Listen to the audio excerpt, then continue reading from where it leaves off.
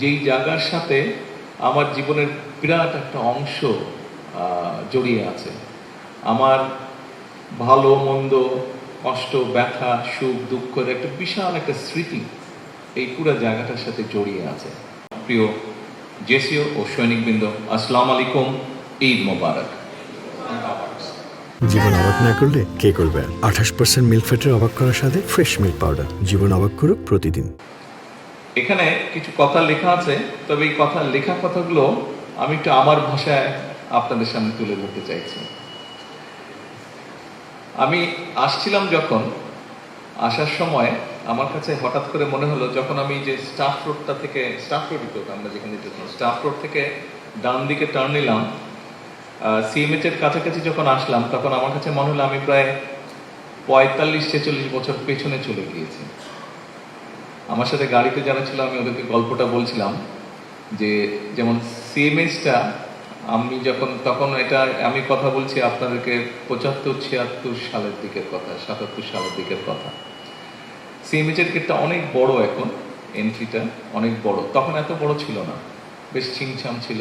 তা আমি জিজ্ঞেস করছিলাম, আমার সাথে এডিসি আছে, আমি সোহানোকে আমি জিজ্ঞেস করছিলাম যে, আচ্ছা সিএমএইচ এ ঢোকার পরে, এটা 74-75 সালের দিকের ঘটনা, তখন ওখানে যে সব টেস্টগুলো করে, যে কি বলে ওটাকে, এফআইপিসি, প্যাথোলজিটা ছিল, ছোট একটা প্যাথোলজি ছিল তখন ওখানে, এবং ওটার সামনে ছোট একটা বাগানের মতন জায়গা ছিল, 2-3টা বেঞ্চ দেওয়া ছিল, সিমেন্টেড বেঞ্চ ছিল। তো ওগুলো এখনো আছে নাকি, খুব সম্ভবত ওগুলো বোধহয় নেই, এখন চেঞ্জ হয়ে গেছে।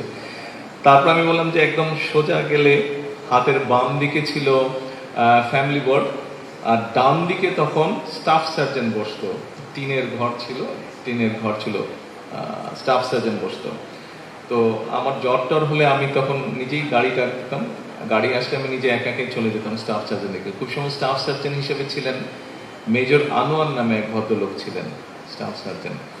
তো তারপরে প্রায় প্রতিদিন বিকালবেলায় আমরা কয়েক বন্ধু ছিলাম, আমাদের বাসাতে ছিল শহীদ মনির রোডে, ওখান থেকে সাইকেল নিয়ে বেরোতাম আমরা, 7-8টা সাইকেল চালাতে চালাতে আমরা এখানে আসতাম। সিগন্যালস যে মসজিদটা আছে, দেখলাম মসজিদটা এখন অনেক সুন্দর হয়ে গেছে, বাট মসজিদটা তখন একদম সাদা পেইন্ট করা না, তখন চুন ছিল, এমএস এর একটা ফেমাস সাদা চুন ছিল, সেটাই সব থেকে এখন করে কিনা আমি বলতে পারবো না। তো মূল বিষয়টা হচ্ছে যে, এই এলাকাটা বহু পুরনো। আমরা যেখানে বসে আছি তখন এখানে শিয়াল, বাঁদর এগুলা ছিল, জঙ্গলের মতন ছিল এই জায়গা, কিছু ছিল না এগুলা। আপনারা অনেক সুন্দর একটা জায়গা দেখছেন এখন, এগুলা জায়গা তখন কিছুই ছিল না, রাস্তাটা অনেক সরু ছিল, রাস্তাটা এত বড়ও ছিল না। তো মূল বিষয়টা হচ্ছে, আমার কাছে মনে হচ্ছে আমি এমন একটা জায়গায় এসেছি যেই জায়গার সাথে আমার জীবনের বিরাট একটা অংশ জড়িয়ে আছে। আমার ভালো মন্দ, কষ্ট, ব্যথা, সুখ, দুঃখের একটা বিশাল একটা স্মৃতি এই পুরো জায়গাটার সাথে জড়িয়ে আছে। এনিওয়ে, আজকে ঈদের দিন, আজকে আনন্দের দিন।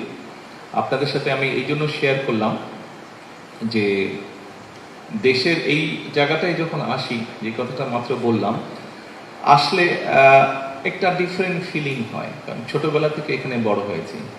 যখন থেকে সৈনিকদের ব্যারাকগুলা ছিল, ব্যারাকগুলোর মধ্যে ঘুরতাম, কথা বলতাম সৈনিকদের সাথে, তো একটা ডিফারেন্ট এক ধরনের অনুভূতি থাকে, একটা মনে হয় যে অনেক নিজের জায়গা, পুরনো জায়গা। সেজন্যই আপনাদের সাথে কথাগুলো শেয়ার করলাম আজকের দিনে।